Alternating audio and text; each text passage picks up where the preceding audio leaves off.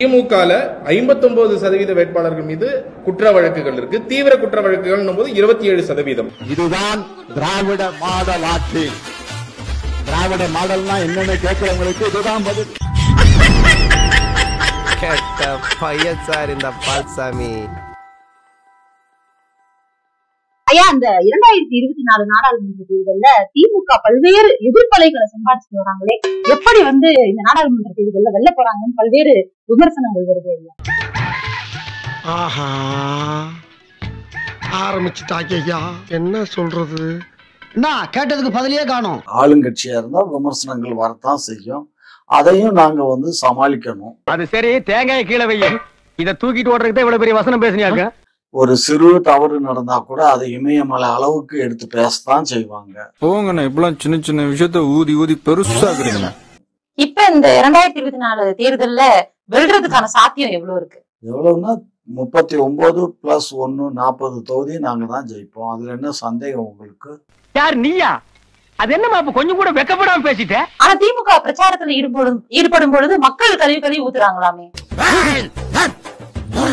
ஐயோ பூச்சாண்டி, அவன் அடுத்து என்ன சொல்லலாம்னு யோசிக்கிறேன். அட ஏமா நீ வேற, மக்களாவது மக்கள் அவங்களுக்கு இங்க பாரு, மக்களுக்கு நீ என்ன சொன்னாலும் அவங்க அப்படிதான் பேசுவாங்க, புரிஞ்சுக்கோ. அதனால அதை பத்தி எல்லாம் நாங்க பொருட்படுத்த வேண்டிய அவசியம் இல்ல.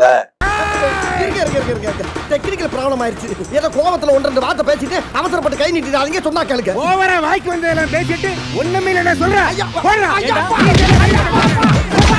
எதிர்கட்சி பண்ணா பரவாயில்ல. இப்போ பெரியசாமி போயிருக்கிறாரு, தமிழிசை தங்கபாண்டியன் இருக்கிறாங்க, தயாநிதி மாறன் போயிருக்காங்க. இவங்க 3 பேரையும் மக்களே முற்றுகையிடுறாங்களே. அதான் மக்கள்னா யாருமா? எங்க ஆளுங்கட்சி மக்கள் இல்ல, எதிர்கட்சி மக்கள். என்ன கொழுப்புடா உனக்கு? இப்ப நான் அடிக்கிறேன்டா.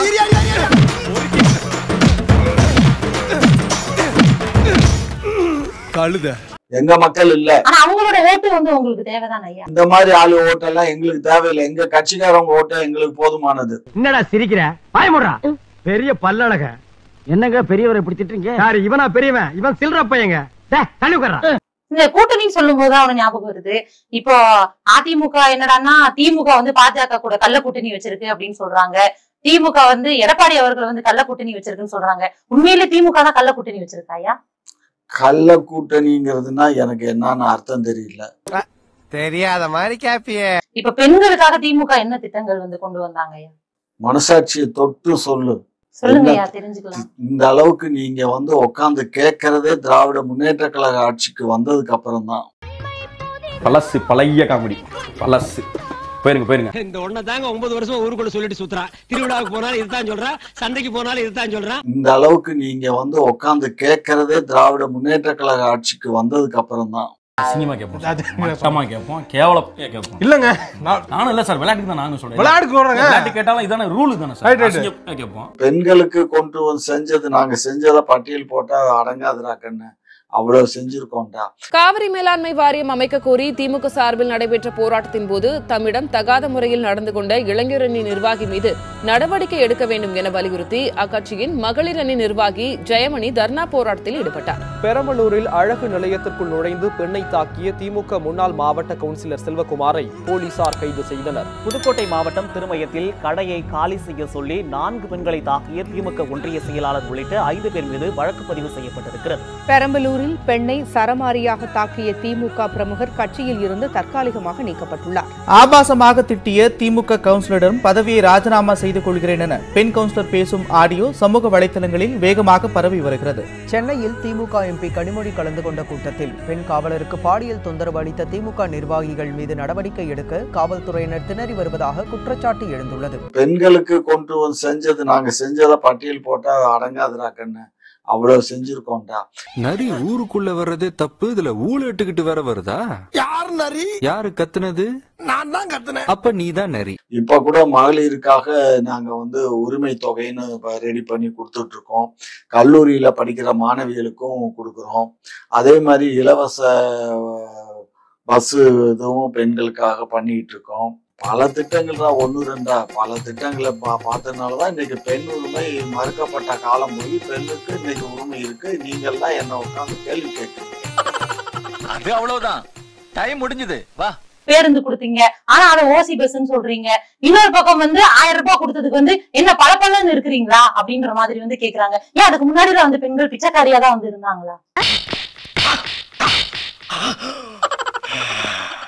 இதெல்லாம் ஒரு வார்த்தைக்கு அவர் ஒரு கேண்டிடேட், அவர் அப்படின மாதிரி அவரும் சில விஷயங்களை வந்து அந்த மாதிரி பேசுறாரு. எப்படி அப்பாவுக்கு 1000 ரூபாய் மகளுக்கு 1000 சொன்ன மாதிரி இவரும் வந்து யதார்த்தமா பேசிட்டாரு. யதார்த்தவாதி தான்டா அந்த குடும்பமே. யாரு? அந்த முக ஸ்டாலின் இல்ல, துரைமுருகன். உங்களில் ஒருவனான இந்த முத்துவேல் கருணாநிதி ஸ்டாலின் முதலமைச்சரா பொறுப்பேற்றுக்கிட்டேன். அந்த குடிமையை வாயாலே எப்படின்னே சொல்லுவேன். அன்று முதல் இந்தியாவே பாராட்டுகிற நல்லாட்சியை நடத்தி வருகிறேன். பார்த்தாலே தெரிகிறது. தெரிகிறதா? நம்மோட திராவிட மாடல் ஆட்சியில 3 ஆண்டுகளா மக்களாகிய உங்களுக்கு செஞ்ச சாதனைகளோட பட்டியலை சொல்லவா? பாடு, பாடி தொலையும். சொன்னா இன்னைக்கு ஒரு நாள் போதாது. சொல்லு, நீதான் தைரியமான ஆளத்தை சொல்லு. தமிழ்நாட்டு மக்கள் என்ன சொல்றாங்கன்னு நேத்து ஒரு வீடியோ பார்த்தேன். அதுல ஒரு மகளிர் சொல்றாங்க, ஊழலுக்கு விதை போட்டு அதை பாதுகாப்பா சயின்டிபிக்கா திருடுற ஒரு டெக்னாலஜி வந்து யார்கிட்ட இருக்குன்னா திமுக தான். அடுத்து விடியல் பயணம் திட்டம் பத்தி பேசுறாங்க. ஸ்டாலின் தான் வந்தாரு, நீச்சல் அடிக்க விட்டாருன்னு விட்டு வச்சுக்கிறாரு. அடுத்த வீடியோல முட்டை பாதி எதுக்கு பாதி வேகமா இருக்கு, பாதி எதுக்கு பிள்ளைகள் ஃபுல்லா புழுவா கிடக்கு, சோறு ஃபுல்லா அப்படின்னு சிரிச்சுக்கிட்டே அந்த குழந்தை பேட்டி கொடுக்குது. இன்னொரு கல்லூரி படிக்கிற தம்பி பேசுறாரு, 4000 கோடி ரூபாய் செலவு பண்ணி காவா சீரமைச்சதுனால வெள்ள தண்ணி எல்லாமே டைரக்டா சீக்கு போயிடுச்சு. அப்புறம் நீங்க பின்னாடி பாக்குற காரு கூட மூழ்கி இருக்கிறது வெள்ள தண்ணியால இல்லங்க, எங்க பக்கத்து வீட்டு அங்கிள் மோட்டரை போட்டுட்டு ஆஃப் பண்ண மறந்துட்டாரு, அந்த தண்ணி ஓவர்ஃப்ளோ ஆகி தான் மூழ்கி இருக்கு. இப்படி தமிழ்நாட்டில் இருக்கிற எல்லா குடும்பத்திற்கும் பார்த்து பார்த்து பல திட்டங்களை தீட்டி தருபவன் தான் இன்றைக்கு உங்கள் முன்னால் கம்பீரமாக நின்று கொண்டிருக்கக்கூடிய முத்துவேல் கருணாநிதி ஸ்டாலின். நாம் இந்தியா கூட்டணி ஆட்சி அமைக்க வேண்டும் என்று சொன்னால் தமிழகத்திலே 31 பாண்டிச்சேரி 1 சேர்த்து 40 வெற்றி பெற்றால், தமிழகத்திலே 31 பாண்டிச்சேரி 1 சேர்த்து 40 வெற்றி பெற்றால், இதுக்குதான் படிக்கடான்னு அடிச்சுக்கிட்டேன். முட்டா பசங்களா, அருந்துகிட்ட முண்டங்களா. தமிழகத்திலே 31 பாண்டிச்சேரி 1 சேர்த்து 40 வெற்றி பெற்றால், தாத்தா உங்க பாதத்தை தொட்டு வணங்குறேன். திருந்திங்கடா கண்ணு, திருந்திட்டு ஒரு தமிழ்நாட்டுல ஒரு சாதனை பண்ணுங்கடா கண்ணு. நீ அப்படியே போய்க்க.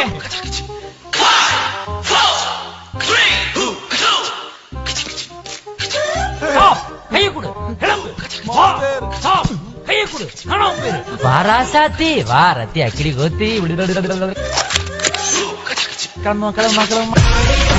இதான்டா திமுக, இதான் திமுக, மறந்துடாத. யாருக்கு நான் ஓட்டு போட போறீங்க? ஏன் டிஎம்கே போடுறீங்க?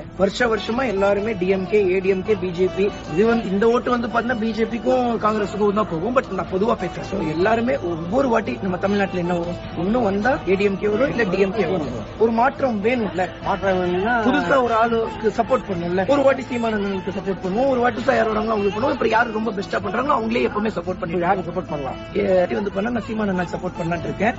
சீமானு பண்ணலாம். ஒரு மாற்றத்தை உருவாக்குறாங்களான்னு பாக்கணும் இல்லைங்க. நம்ம இதை யோசனை பண்றோம், மத்தவங்க யோசனை பண்றாங்களா? இப்படிதான் மத்தவங்க யோசிக்க மாட்டான், அப்ப யாருமே யோசிக்க மாட்டாங்க. நம்ம எல்லாரும் யோசிக்கிறோம். நீங்க புதுசா யாருக்காவது ஓட்டு போடுங்க. சீமான் தான் போறோம். Very good.